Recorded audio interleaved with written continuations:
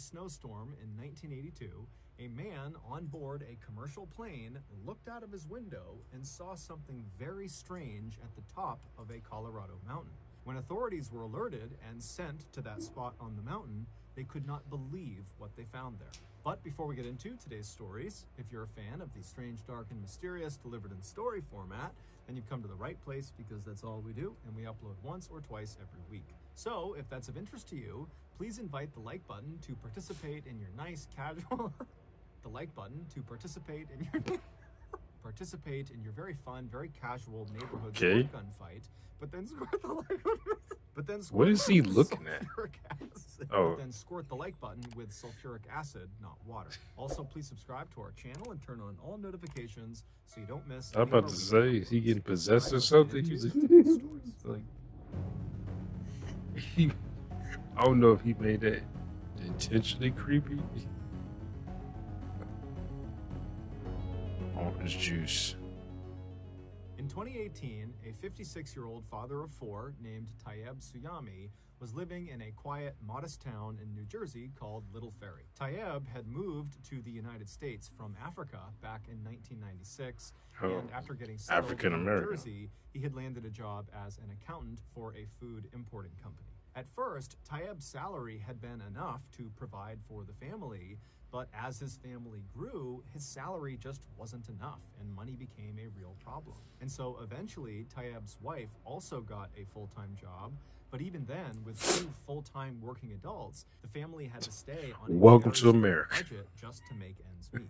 And that year, in 2018, or a lot of places throughout the world, was getting ready to go to college, and so Tayyab was forced to refinance his mortgage just to make the initial payments on his child's college bills. But despite his financial struggles, Tayyab did not let it bother him.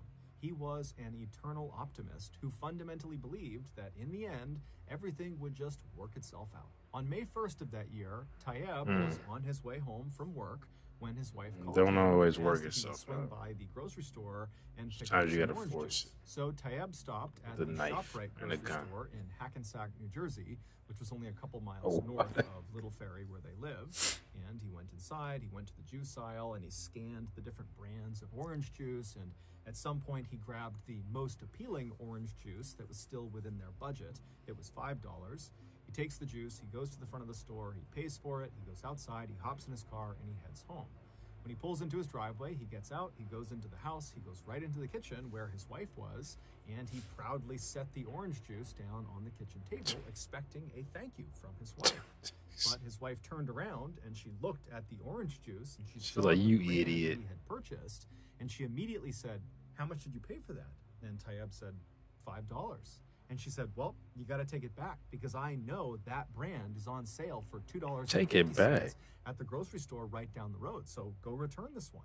And so Tayyab was totally annoyed because he just got home from work. He thought he had... I hate returning things, but only time I return things if it's like broken or missing pieces and stuff like that. But there is no way I'm leaving the house to take back some fucking orange juice that I paid $5 for. She's like, "Oh, well, I know for a fact that this same brand is sold at this other store for $2.50. I'm like, he get like, because even if he's that poor, which I mean can't be that poor, I like, bitch, I'll give you the $2.50 if it means that much to you.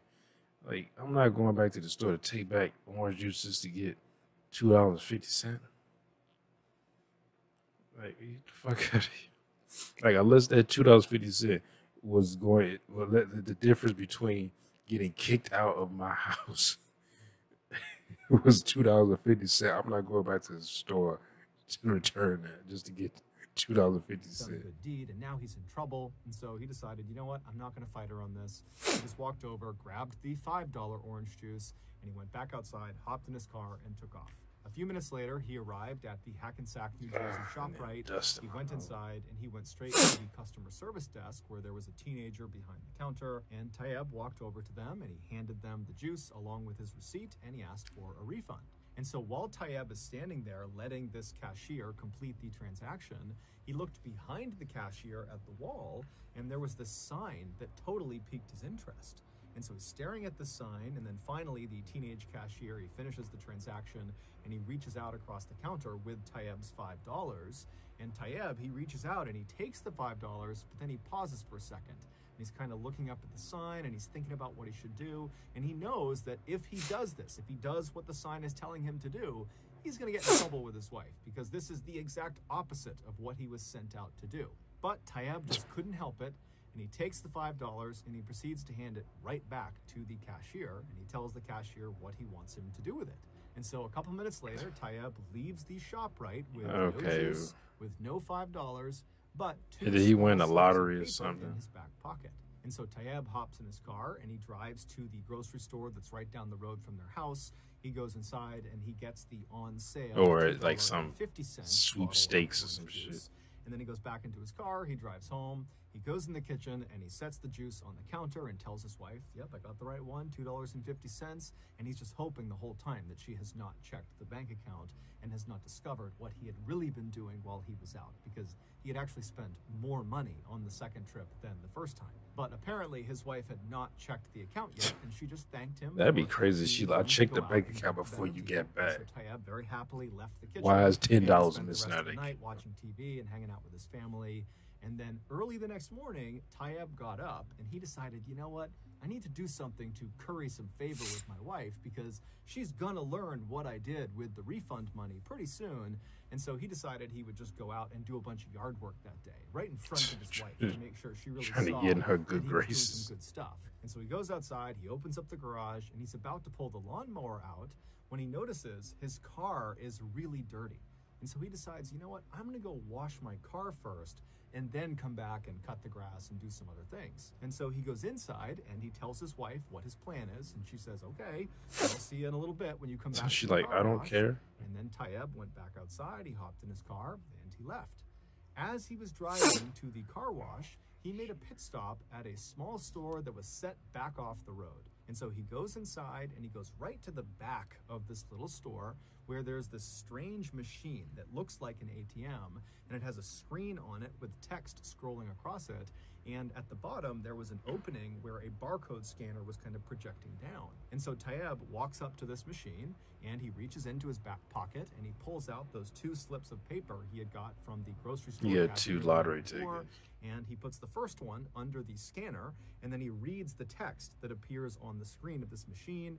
And after reading it, he kind of shrugs his shoulders and puts that piece of paper back in his pocket. And then the second slip of paper, he does a good job at not making sure he don't spoil it the words that until when he wants on to. The screen, he thinks there's been a mistake, because all it says is "see receptionist." And so he rescans the second slip of paper to see if something different will happen. But sure enough, again, it just says "see receptionist." And so he pulls the second slip of paper out of the scanner, he turns around and he walks to the front of the store and he hands the paper to the woman behind the counter. Over an hour later, Tayyeb pulled into his driveway and he sat in his driveway for a second. He was still shaking from what had just happened inside of that small store. And so he gets out of his car, he which killed is her. still totally dirty, and he made his way into the house and he went straight to the kitchen where his wife was. And so as soon as he gets in the kitchen, his wife turns around and looks at him and says, "Where were you? The car wash is like 5 minutes away. Why were you gone for like 2 hours?" But Tayyeb, he's got no expression on his face. 2 He looks at his hours. wife and just says, "Give me $100. And his wife scrunches her face up at him and says, "No, where's your Say, money?" fuck you. And Tayyeb smiles, he turns around, he reaches into his back pocket, and he pulls out that second slip of paper, and he hands it to his wife, and he says, "Here's my money." After getting that $5 refund at the ShopRite in Hackensack, New Jersey, Yeah, okay, he won a Tayyeb lottery. noticed a sign on the back wall that was advertising for a Moneyball jackpot lottery. And he had decided to use the $5 refund to buy 2 lottery tickets. And so he buys these 2 lottery tickets, and the next day, that store set back off the road he went to was a convenience store, a 7-Eleven, and the machine he was using was a machine that scanned your lottery tickets to see if they were winners. And so the first ticket he scanned, it was a dud, it didn't win anything. But the second ticket, when he scanned it, it couldn't process the amount of money he had just won. And so that's why it told him to see the receptionist. And so he brought the second ticket up to the Oh, counter, how is he this handed going it to to end the horribly? woman, and after she scanned it and saw the You'll amount get of kidnapped money or he something, had won, skinned all alive she or could do some was shit. say, "Oh my God, oh my God, oh my God." And when he asked her, "What are you looking at? What happened?" She just goes, big. And so when he got home, Tayyab handed that slip to his wife, and on it was the amount of money that he had won. He was the jackpot winner. He had won $315 million. Tayyab would say that he and his wife and his kids all laughed and cried and celebrated in the kitchen all night. And within a couple of days, Tayyab had left his job, he retired, and he had paid off all of his family's debts. And at his press conference for the New Jersey lottery, he was quoted as saying, "I love orange juice now." Oh, wow. Nothing bad happened. Okay. In I was expecting someone went on the Reddit end and horribly. asked people to share their personal glitch He had his in the feet Matrix cut off or stories. some shit. A glitch in the Matrix story is any story where something totally unusual happens that doesn't have a logical explanation. So these are true stories, or at least purported to be true. They're first-hand accounts, and they're very popular on Reddit. And so this particular query on Reddit got very popular. It went totally viral. And so there were thousands and thousands of stories commented down below. So lots of people gave their glitch in the Matrix story. Now, the top comments, so the top stories that were given, were really, really interesting. But by far, the best response, the best glitch in the Matrix story, got no attention at all. It was buried at the bottom of 14,000 plus comments. This story, which was written by a person who just went by Sarah X11, should have gone completely viral. 10 years It should ago. have been the top comment. She even said this will probably get buried. But for whatever reason, it wasn't. And so now, 10 years later, no one really knows about it. While we don't know for sure if Sarah X11's story is true, as it is just an unverified first-hand account, what we do know is that this was the first story that Sarah X11 had ever posted to Reddit about glitches in the Matrix. The majority of her Reddit activity consisted of liking cute pictures of cats and dogs. So this person, this user, was not on Reddit for and hentai. Also, when Sarah X11 posted her story in this Reddit thread, there were already thousands and thousands of comments posted. So if they were trying to get recognized through this story, they chose the worst post to do it on. If you want to get recognized in a comment section and be a top comment, typically you have to be one of the very first comments after this thing gets posted. And so she's posting after thousands and thousands of people have done this. So in my mind, it seems like this post by Sarah X11, this story, has got to be true. And even if it isn't true, it's one of the coolest stories I've come across on the internet that is guaranteed to give you goosebumps. Okay? Suspense is terrible. Hope it'll last. In 2006, a 20-year-old woman named Sarah started having some very strange dreams about a woman named Aurora. She had a very striking face with sharp features and long black hair. Now, her dreams vary. And she looked like that, like Sarah was Grudge, people, or Grudge, she was at her or the office, Ring chick, or she was just alone in a room. But in all of her dreams, Aurora would always show up. Either she would interact with Aurora and they would speak, but Sarah could never remember what they actually spoke about, or Aurora would just be in the crowd or in the background just watching Sarah. Now, she had these dreams enough that eventually Sarah began to think, I must know someone named Aurora. I must have come across this person, and now they're just kind of manifesting in my brain at night when I'm sleeping. And so she began going through her older posts. I had a dream the other night, me and Dolph Lundgren was fighting a tank. Of her and of her friends to see if there was a woman with and striking features older and Dolph long Lundgren black too, hair like the age he is now, instead of young person in her dream. But after looking through hundreds and hundreds of pictures, she couldn't find any indication that she had met this person, at least not according to her social media. And so Sarah began just going on Google and typing in Aurora, long black hair, striking features. Has anybody dreamed about this? To see if there were people talking about having this type of dream on the internet. But she had no luck. Eventually, after about 3 or 4 months of having these strange dreams that Aurora was in, Aurora stopped showing up in Sarah's dreams. It was like it suddenly was all over. And so very quickly, Sarah just kind of forgot about it. A few years later, on Halloween night 2009, Sarah and a friend pulled off the highway into a gas station. They had been out with some friends celebrating Halloween, and now they were making their way back home. Sarah pulled into an empty spot right in front of the convenience store, and after they were parked, Sarah and her friend got out. They went inside, they got some snacks And then drinks, she bought and then they came a back lot of outside her and climbed back into Sarah's car. A few moments later, Sarah had turned her car on, she had backed out, and she had driven past all of the gas station pumps, and she was making her way towards the single-lane strip of road that merged out onto the highway. It was how anybody who got into this gas station got back out onto the highway. And so as she's getting closer to the entrance of this short merge road, her phone suddenly rings. What happens next occurred over a span of just a few seconds. So it might seem like this is over several minutes, but this all happened pretty much simultaneously.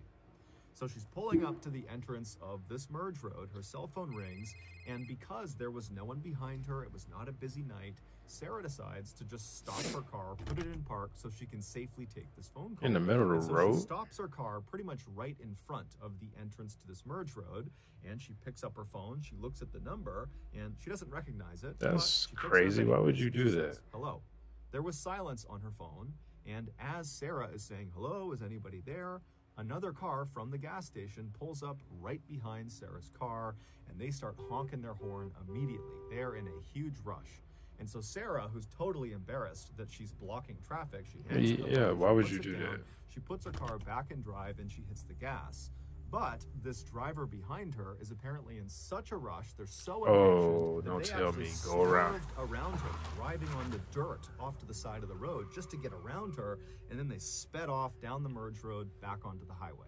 And literally, seconds later, they got hit by another car that was already on the highway, a silver Honda Civic, lost control and smashed into this car that had just passed Sarah's car. So there's this huge car accident literally right in front of Sarah and her friend, who have now stopped the car. They're right at the end of the merge road looking at this horrible accident that they narrowly escaped. Sarah put her car back in park, she picked up her phone, and she called the police. When the police showed up a few moments later, they took down Sarah and her friend's version of events, and then a little while later, after the ambulances had left and after the two cars had been pulled off of the highway, one of the police officers pulled Sarah aside and told her that the driver of the Honda Civic and the driver of the car that had swerved around her had both been killed in the accident. Damn. Shocked, the only thing Sarah could think to do was to call back that number she didn't recognize that had effectively stopped her from getting onto the highway and maybe even stopped her from... But wouldn't she have gotten on the highway earlier? And so she wanted to talk to this person and thank them for saving her life. Because she wouldn't have stopped. When she called the number back,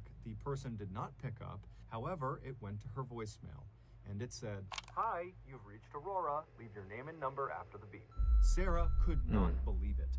She said she had never felt goosebumps like that in her entire life. The next day, Sarah tried calling the number again, and this time, Aurora answered the phone. The two got to talking, and Sarah explained her crazy dreams and now this crazy car crash thing and how it's all connected. And Aurora would tell Sarah, like, that's amazing. This is a crazy story you're telling me. I called you by accident. I didn't call you last night. I had no idea how you got my phone number. Supernatural bullshit going on. The two women really had not reached any sort of explanation for how this came to be, how they came to be talking. But they ultimately just said, okay, hey, you know. And then they became best friends. And then they hung up. After the call was over, Sarah found herself just kind of sitting there, not really sure how to react to what had just happened. It was such a totally bizarre thing that she had just been through over the past 24 hours. Oh, well, he did say only like a few seconds had went by, so from her stopping and checking her phone, so I guess she would have still been able to get hit by a car. Full name, because Aurora had given her full name on this phone call they had just had. And when she looked at her phone, when the results came in, Sarah nearly fainted. Right at the top of the results page was this woman, Aurora's Facebook account, and her profile picture showed her face. And when Sarah looked at her face, it was the exact same face she had seen so many times. It was the ugliest face she had ever seen. Striking features and long black hair. The woman in her dreams was the woman who called her and saved her life. And then she hit her up, and they went out on a date, and now they're married. On the evening of January Didn't age well. What 1982, is about a tweet? a man named Harold Bray, who was a sheriff in Jefferson County, Colorado, which is an area just west of Denver, arrived at the Denver airport. Harold was running late because his commute into the airport had been treacherous because Denver and the surrounding areas were all getting pounded by a snowstorm. After running into the terminal and getting checked in and getting through security, he made it to his gate right as they were boarding the plane. Feeling very relieved, Harold joined the queue of other people that were getting on the ramp to go down into the plane, and then just a couple of minutes later, he stepped on board and he found his seat, which was located at the front right side of the plane. He sat down in his seat, he buckled in, and then he grabbed an in-flight magazine from the back pocket of the chair in front of him, and he waited for takeoff. 15 minutes later, as the plane was rumbling down the runway at full speed, Harold looked out the window. So as the plane began to lift off the ground, he watched as the city lights of Denver slowly faded away as they got higher and higher up. But just before their plane entered into the thick cloud that was hovering over that stretch of Colorado, Harold noticed something very odd out of his window. Located just west of Jefferson County, which is where Harold worked, was a 22-mile stretch of road that cut through the Rocky Mountains. It was called the Guanella Pass, and it took motorists up and over this 11,000 mountain pass. Now, this was a beautiful scenic drive that Harold was very familiar with, but this road was not maintained in the wintertime. So if there was snow on the ground, you simply could not get through this pass. It was impossible. Yet, as Harold looked out of his plane window down to Jefferson County below, and he kind of scanned his way west up into the Rockies, he saw there were clearly a car's headlights on the Guanella Pass. And so Harold's thinking to himself, why in the world would anyone be on the Guanella Pass in the middle of this huge snowstorm? It's weird that they don't, I guess they have better roads that they do maintenance, so like, don't go that way, because we're not clearing that snow. Out of their window, the only thing that'll clear that snow is spring. Straight up into the sky, flashing it on and off, signaling distress. This motorist was trapped. Harold knew the likelihood of another plane happening to fly over this area and looking down and seeing those lights and recognizing them for what they were, an emergency, were slim to none. So Harold knew if he didn't act quickly, this motorist was doomed. And so Harold quickly got up from his seat, he climbed over the person next to him, he got into the aisle, and he waved down the attendant, and then after the attendant ran over, Harold explained who he was and why his experience as a sheriff told him that this was an emergency. And so the attendant took him very seriously. They turned around, they went into the cockpit, and they told the pilots, and the pilots used their radios to call down to authorities on the ground. And then just a couple of minutes later, the fire department was dispatched to Guanella Pass. 15 minutes later, the fire chief, a man named Dave Montoya, who was driving in a four-wheel drive SUV, arrived at the start of this 22-mile stretch of mountain pass, and as they're driving through the whipping snow, he sees up ahead the headlights of the street. Definitely the so he drives right up alongside this vehicle, which was a small pickup truck that had clearly slid off the road and gotten stuck in a big snowbank. So I wouldn't even try to drive a road like that outside rushes over to the driver's side window of this vehicle. And inside was a terrified-looking 30-year-old man named Alan Phillips, who was a mechanic who lived in the Denver area. Now, at the time, it was the middle of the night. It's negative 22 degrees Fahrenheit outside. The winds are whipping, the snow is coming down, and Alan only had on a light jacket and some jeans and a small blanket wrapped around him. So had Harold he definitely never prepared flight SOS signal from the plane, it's almost guaranteed that Alan would. Anytime I've traveled long distance and it's cold, whether it's the fall or I don't usually travel in winter, but I have done it before. Like I always have food, water, at least a few jackets, like a blanket or a quilt, something like that. You know, just like I said, at least some food and water, especially. But like even in my car, and I don't travel really long distance, but even in my car I had now, yeah, a couple jackets and then a blanket that I had during the winter. You know, so like you gotta be prepared. You never know what might happen. You might get stuck out there. You had to get out and walk.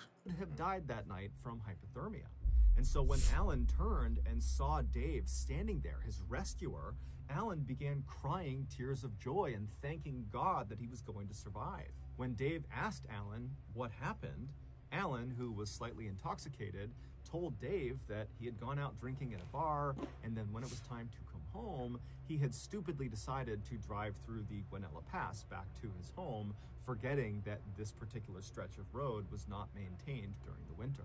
When Dave asked Alan how he got this really deep bruise on his cheek, he assumed he got it from crashing off the side of the road, Alan smiled a kind of embarrassed smile and said, no, actually, after I got stuck, I needed to urinate. And so I got out of the vehicle and I walked a few paces away from my truck and I went to the bathroom.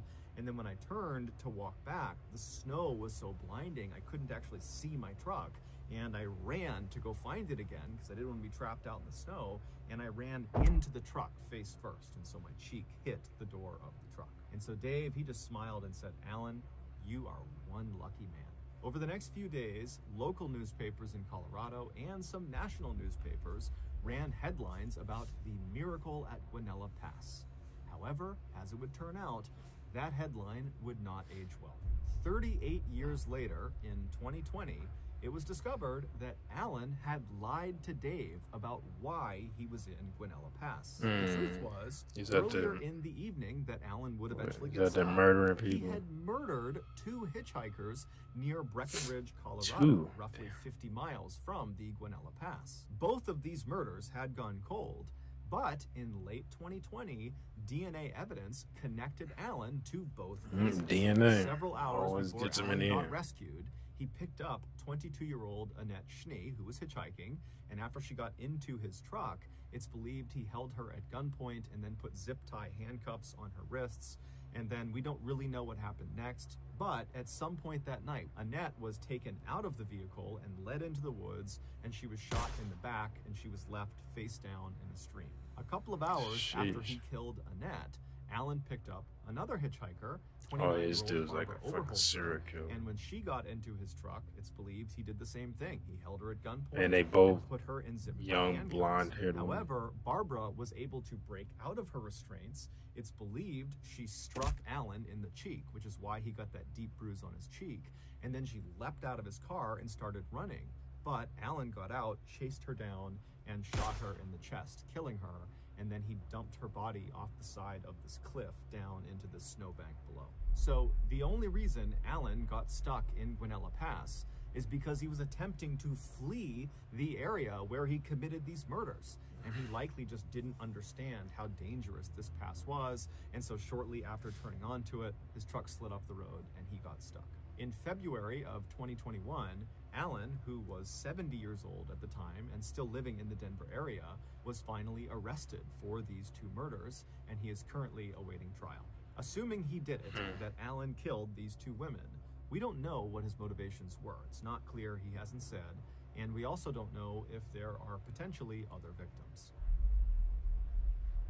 So that's gonna do it. If you got something, well, if he's a serial killer, haven't done this already, please invite it probably could be more because why would you kill 2 random hitchhikers and they both young, white, blonde hair? Also, please subscribe to our channel and turn on all notifications so you don't miss any of our weekly 1 or 2 video uploads. Like, clearly you got a type called Mr. Ball and Podcast, so where we put out brand new, never before heard.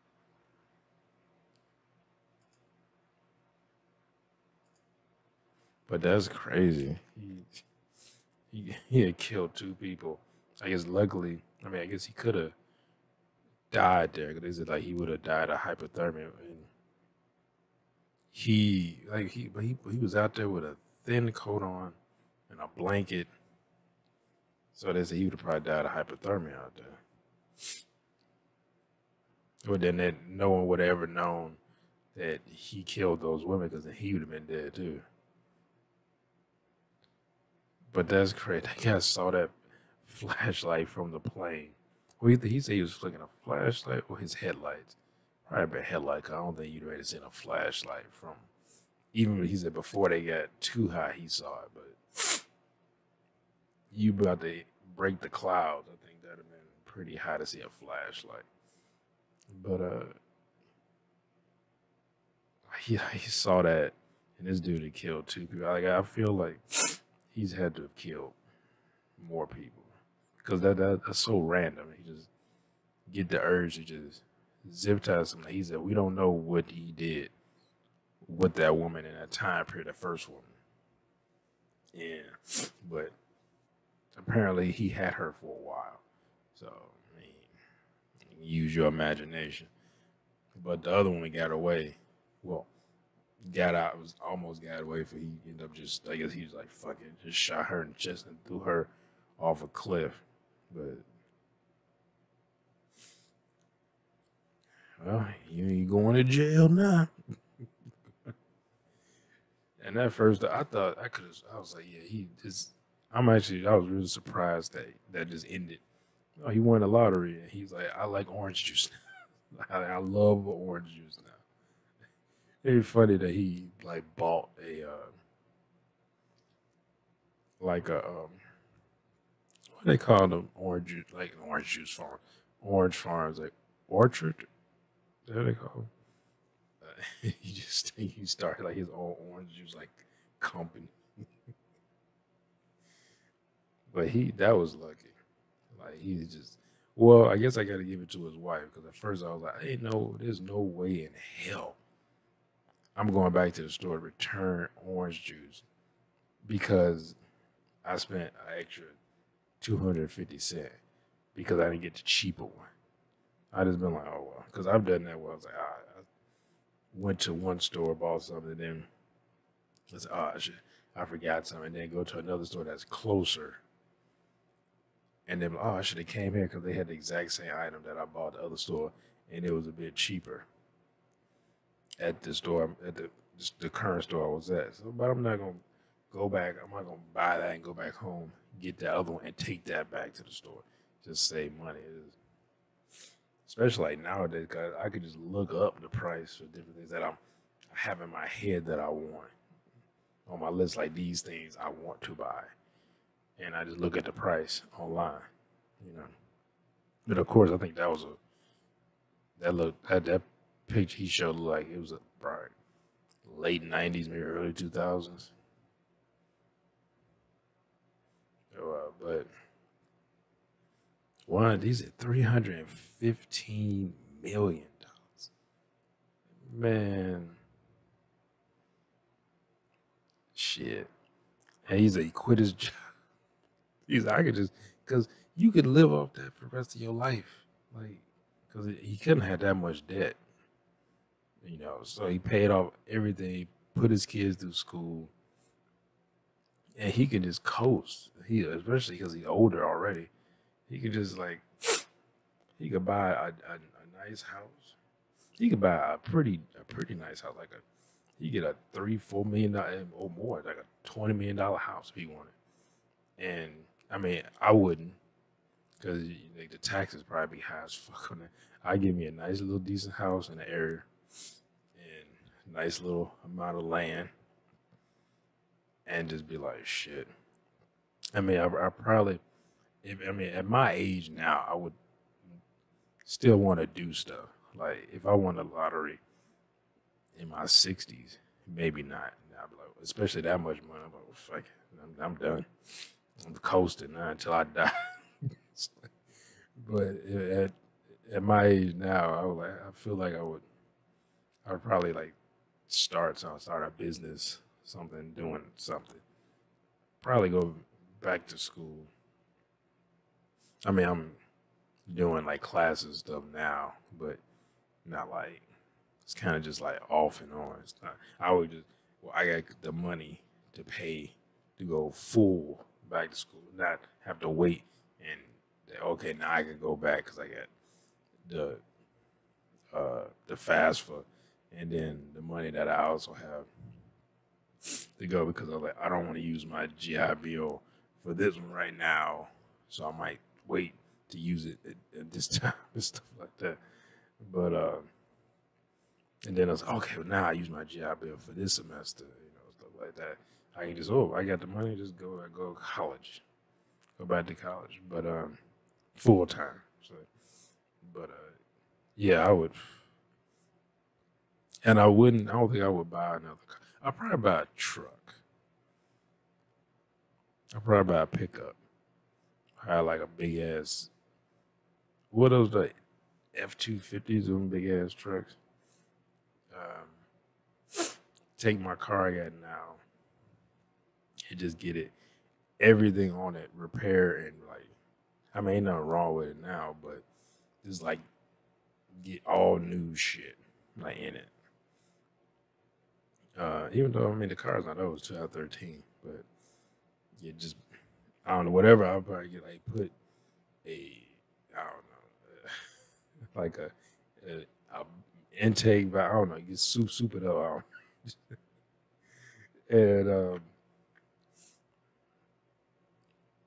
probably fix this house, sell it,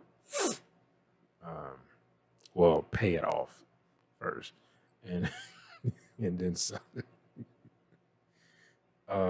Long way of paying it off though, but then sell it, and they go buy me a house somewhere else. I don't know where I move to. Somewhere warm. I would definitely move out of Illinois.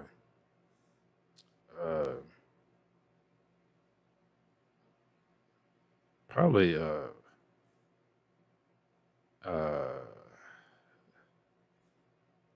is it Albuquerque? I drove through New Mexico and Arizona for it was a I think it was Albuquerque that looked really nice. I was it's really nice. It was hot as fuck. I drove it was well no, it wasn't hot. It was hot during the day. But it was 'cause I drove through there during it was New Year's Eve. Well, it was after New Year's Eve 'cause I was in Vegas for that New Year's. And then I drove to well, no, I take that back. It was before New Year's because we drove from Oklahoma to Vegas, and then drove from Vegas to LA, and it was in LA for like 4 or 5 hours, and then drove from LA to San Diego, and then drove back, and then stayed in San Diego for like 2 weeks, and then well, like a week and a half, almost 2 weeks, and drove from San Diego to back to Oklahoma City. But yeah, I think it was Albuquerque, but it was like really nice. Oh, this is really nice. I like to live here. And my cousin lives in Albuquerque, New Mexico. He lived out there with his girlfriend, his kid. But yeah, that's some lucky shit. And that second, what was the second one? Was about the Aurora. Because he did say, because now I'm thinking about, he did say that all that happened within a few seconds. So she would have been out on the road. She would have turned out and got hit by that car. And they said both drivers died. But that was crazy. Because I've had people do that to me where I was at a yield. And cars were just going by. And a car behind me started blowing their horn, which in Chicago, people just blow their horn. And I've seen people as soon as the light turns green, a second will go by and you hear somebody blow their horn. I was like, can I put my foot on the goddamn gas pedal? Like, damn. But I had someone do that to me. I was at a yield. And it was in a row, and they had a yield sign where you could go right because it like separated them like this. And it was a yield sign. So you had to yield if cars were coming. And there's a bunch of cars coming because it was rush hour during that time. A bunch of cars coming. This car pulled. It was a Jeep Cherokee, if I remember correctly. Gray Jeep Cherokee, if I remember correctly. And this motherfucker pulled up, and he went up on it because it was like because they had the poles in it, so it had like a little area where it was like, a curb, and his poles up there for the lights, And this motherfucker went around me on my driver's side, pulled up, half his cars on the curb. He started blowing his horn. I'm like, I couldn't go, and he went out in the street. Almost got hit. A car had to slam on brakes. Now, no one had an accident, but he had to slam on brakes. and then the next car slammed on Bryce. And no one ran at anybody. I remember. I don't think anybody ran it back. I know that the Cherokee didn't get hit. He just pulled out. And I was like, what the fuck? Like, you dumb motherfucker. Like, you almost got an accident. Like, where were you going? Like, you in the car is like someone dying in the car? Like, you had to get to a hospital? Like, why would you pull out in front of me like that? What if I was getting ready to go and I'd have pulled up and like hit you? Because I didn't see your dumb ass couple driving up on the curb to go around me. Or you got hit by that car because the car was zooming by. You know, we were on the street, but I was like, man, we going probably about, I don't know, like